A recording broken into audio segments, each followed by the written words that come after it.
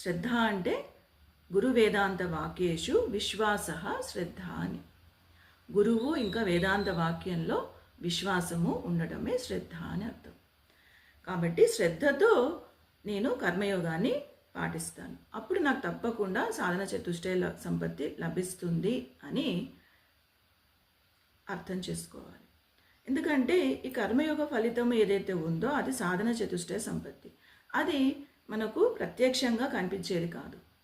ఇప్పుడు మీరు జుట్టు పెరగడానికి మందులు వాడారనుకోండి, అది మీకు ప్రత్యక్షంగా కనిపిస్తుంది. లేదు లావు తగ్గాలని ఏదైనా వ్యాయామం చేశారనుకోండి, మీకు ప్రత్యక్షంగా కనిపిస్తుంది. కానీ ఈ కర్మయోగ ఫలితం అనేది ఎవరికి వాళ్ళకే తెలుస్తుంది. అది ఎవరిది వాళ్ళే గమనించుకోవాలి. కాబట్టి శ్రద్ధతో మనము కర్మయోగాన్ని ఆచరిస్తేనే ఆ చిత్తశుద్ధి లభిస్తుంది అని శ్రద్ధ కూడా చాలా ముఖ్యం అన్నమాట.